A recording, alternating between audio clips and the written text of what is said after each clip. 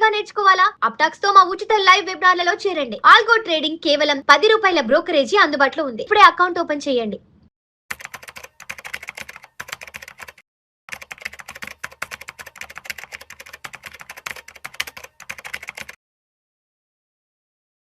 Hi, this is Lalitendranath, founder of Golden ratio profile.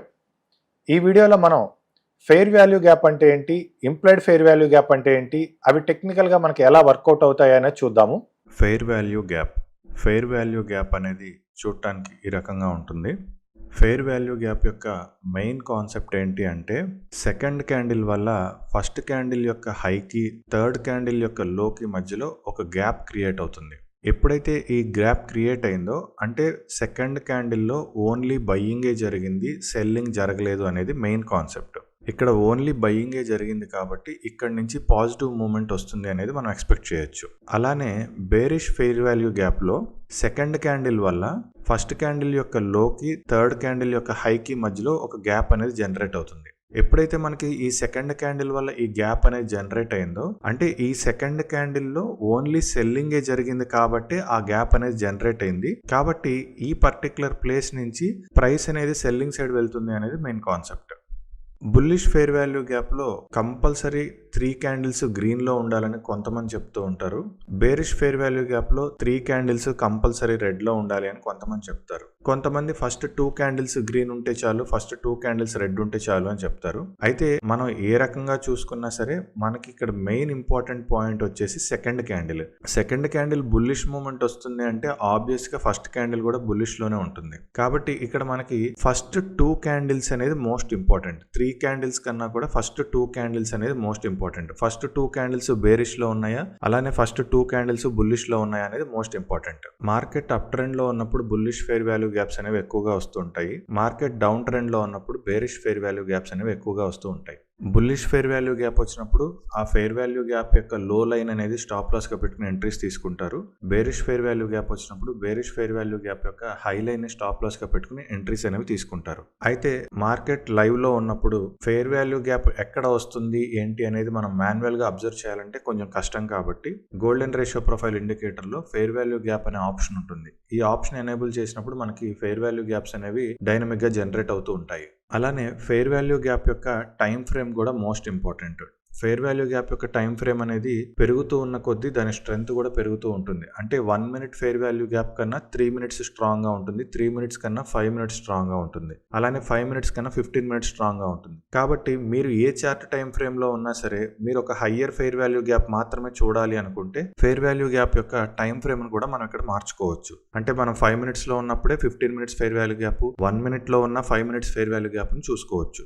అయితే మనకి fair value గ్యాప్లో మనం ఏ చార్ట్ టైం ఫ్రేమ్ అయితే వాడుతున్నామో దాని నెక్స్ట్ టైం ఫ్రేమ్ కనుక ఫెయిర్ వాల్యూ గ్యాప్ పెట్టుకుంటే మనకి చాలా అడ్వాంటేజ్ అనేది ఎక్కువ ఉంటుంది. అందుకే ఇక్కడ మనం ఫెయిర్ వాల్యూ గ్యాప్కి ఒక టైం ఫ్రేమ్ అనేది క్రియేట్ చేయడం జరిగింది. గోల్డెన్ రేషియో ప్రొఫైల్ని జనరల్గా 1 మినిట్ టైం ఫ్రేమ్లో యూస్ చేస్తాం కాబట్టి FVG యొక్క టైం ఫ్రేమ్ అనేది మనం ఎప్పుడు కూడా 3 మినిట్స్లో పెట్టుకుంటే మంచిది. ఇక్కడ మనకి ఒక బేరిష్ ఫెయిర్ వాల్యూ గ్యాప్ అనేది వచ్చింది, ఇక్కడ మనకి ఒక బుల్లిష్ ఫెయిర్ వాల్యూ గ్యాప్ అనేది వచ్చింది. కానీ కొద్దిసేపటి తర్వాత చెక్ చేస్తే మనకు అక్కడ బుల్లిష్ ఫెయిర్ వాల్యూ గ్యాప్ అనేది డిసప్పైర్ అయిపోయింది. ఎందుకు ఈ బుల్లిష్ ఫెయిర్ వాల్యూ గ్యాప్ అనేది డిసప్పైర్ అయిపోయింది అంటే, ఎప్పుడైతే ప్రైస్ ఆ బుల్లిష్ ఫెయిర్ వాల్యూ గ్యాప్ ని బ్రేక్ చేసి కిందకి వెళ్ళిపోతుందో అప్పుడు ఆటోమేటిక్ గా ఆ బుల్లిష్ ఫెయిర్ వాల్యూ గ్యాప్ అనేది డిసప్పైర్ అయిపోతుంది. ఒకవేళ మనకు అలా డిసప్పైర్ అవ్వకుండా ఉంటే మనకి చార్ట్ అంతా ఫెయిర్ వాల్యూ గ్యాప్సే ఉండి గ్రాఫ్ అనేది క్లమ్జీ అయిపోతుంది. కాబట్టి ఎప్పుడైతే ఫెయిర్ వాల్యూ గ్యాప్ యొక్క వ్యాలిడిటీ అయిపోతుందో ఆ ఫెయిర్ వాల్యూ గ్యాప్ అనేది డిసప్పైర్ అయిపోతుంది.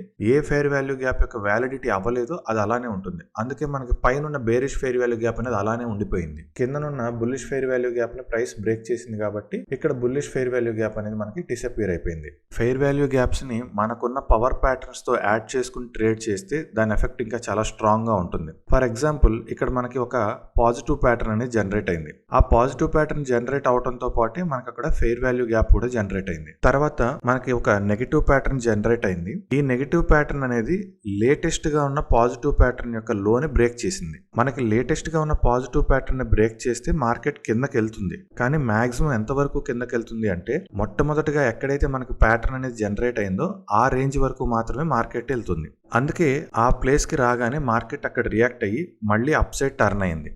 అయితే ఇప్పుడు అక్కడ ఆ ప్యాటర్న్ దగ్గర మనకి వెయిట్ చేసి పైకి వస్తుందా లేదా ఆ ప్యాటర్న్ కూడా బ్రేక్ చేసి కిందకి వెళ్తుందా అనేది మనకి ఇప్పుడు ఎఫ్విజీ ఉండటం వల్ల ఒక స్ట్రాంగ్ కన్ఫర్మేషన్. అక్కడ మన ఒరిజినల్ ప్యాటర్న్ తో పాటు మన ఎఫ్విజీ ఉంది కాబట్టి ఖచ్చితంగా అక్కడ నుంచి మార్కెట్ రివర్స్ అవుతుంది. అందుకే అక్కడ నుంచి మనకి స్ట్రాంగ్ రివర్సల్, ఒక్కసారి మనకి 3 బిగ్ క్యాండిల్స్ తో మార్కెట్ అనేది పైకి వెళ్ళిపోయింది. కాబట్టి మనం ఇక్కడ రిస్క్ తీసుకోవాలి అన్నప్పుడు ఆ నెగిటివ్ ప్యాటర్న్ లో ఉండి మార్కెట్ కిందకు వస్తున్నప్పటికీ ఇక్కడున్న ఎఫ్విజీ యొక్క లో లైన్ ని మనం స్టాప్ లాస్ గా పెట్టుకుని ఆ గ్రీన్ క్యాండిల్ కనిపించిన తర్వాత ఎంట్రీ అనేది ట్రై చేసుకోవచ్చు. ఇక్కడ మనకి ఒక పాజిటివ్ ప్యాటర్న్ ఫామ్ అయింది. ఈ పాజిటివ్ ప్యాటర్న్ ఫామ్ అవడంతో పాటు లేటెస్ట్ గా ఉన్న నెగిటివ్ ప్యాటర్న్ బ్రేక్ చేసింది అండ్ ఒరిజినల్ నెగిటివ్ ప్యాటర్న్ అక్కడే ఉంది, లేటెస్ట్ నెగిటివ్ ప్యాటర్న్ అక్కడే ఉంది. కాబట్టి రెండింటిని బ్రేక్ చేసింది. అంటే మార్కెట్ ఇప్పుడు స్ట్రాంగ్ అప్ ట్రెండ్ లో ఉంది. క్యాండిల్ స్టిక్ ప్యాటర్న్స్ లో మనం ఆల్రెడీ డిస్కస్ చేసుకున్నాము. మెయిన్ ప్యాటర్న్ ఎప్పుడైతే బ్రేక్ అవుతుందో అక్కడే మనకి మేజర్ మూవ్స్ వచ్చే అవకాశం ఉంటుంది. ఇక్కడ మనకి మళ్ళీ ఒక నెగిటివ్ ప్యాటర్న్ వచ్చింది. ఈ నెగిటివ్ ప్యాటర్న్ వచ్చినప్పటికీ ముందుగా ఉన్న మెయిన్ పాజిటివ్ ప్యాటర్న్ అనేది బ్రేక్ అవ్వలేదు. పైగా అక్కడే మనకి ఆల్రెడీ ఒక ఎఫ్విజీ కూడా జనరేట్ అయ్యి ఉంది. కాబట్టి ఎట్టి పరిస్థితుల్లో నెగిటివ్ ప్యాటర్న్ వచ్చినప్పటికీ ఇది కిందకు వెళ్ళదు. ఈ నెగిటివ్ ప్యాటర్న్ వచ్చిన తర్వాత మళ్ళీ మనకి ఒక పాజిటివ్ ప్యాటర్న్ వచ్చింది. అంటే ఇప్పుడు పాజిటివ్ ప్యాటర్న్ ఇందాక మనం ఏదైతే 3 బిగ్ క్యాండిల్స్ ఉన్నాయో ఆ పాజిటివ్ ప్యాటర్న్ యొక్క వ్యాలిడిటీ అయిపోయి ఇప్పుడు కొత్తగా వచ్చిన పాజిటివ్ ప్యాటర్న్ అనేది మనకి మెయిన్ పాజిటివ్ ప్యాటర్న్.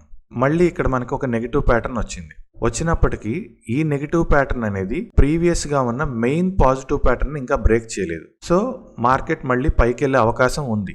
తర్వాత మనకి మళ్ళీ పాజిటివ్ ప్యాటర్న్ వచ్చింది, అలానే ఎఫ్విజీ కూడా క్రియేట్ అయింది. అంటే ఖచ్చితంగా ఇక్కడ నుంచి మార్కెట్ అనేది మనకి పైకి వెళ్తుంది. కాబట్టి అక్కడ వచ్చిన ఎఫ్విజీని మనం స్టాప్ లాస్ గా పెట్టుకుని మనం ఎంట్రీస్ అనేవి తీసుకోవచ్చు. మనకున్న క్యాండిల్ స్టిక్ ప్యాటర్న్స్ ని ఈ ఎఫ్విజీని రెండింటిని కంబైన్ చేస్తే మనకి డెసిషన్ మేకింగ్ అనేది చాలా ఈజీ అవుతుంది. నెక్స్ట్ మోస్ట్ ఇంపార్టెంట్ కాన్సెప్ట్ ఏంటంటే ఇంప్లైడ్ ఫెయిర్ వాల్యూ గ్యాప్. ఈ ఇంప్లైడ్ ఫెయిర్ వాల్యూ గ్యాప్ లో కూడా మనకి 2 టైప్స్ ఉంటాయి. Bullish implied fair value gap, bearish implied fair value gap. So implied fair value gap అనేది ఎలా ఏర్పడుతుంది అంటే ఫస్ట్ క్యాండిల్కి విక్ ఉంటుంది, థర్డ్ క్యాండిల్కి విక్ ఉంటుంది. ఈ రెండింటి మధ్యలో మనకి సెకండ్ క్యాండిల్ అనేది ఉంటుంది. సో ఇక్కడ మనకి గ్యాప్ అనేది విక్స్ ద్వారా ఐడెంటిఫై చేస్తాము.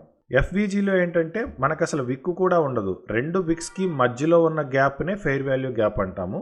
కానీ ఇంప్లైడ్ ఫెయిర్ వాల్యూ గ్యాప్ అంటే ఏంటంటే ఫస్ట్ క్యాండిల్కి థర్డ్ క్యాండిల్కి మధ్యలో విక్స్ ద్వారా గ్యాప్ అనేది ఏర్పడుతుంది. అంటే ఇక్కడ మనం విక్స్ని నెగ్లెక్ట్ చేస్తాము.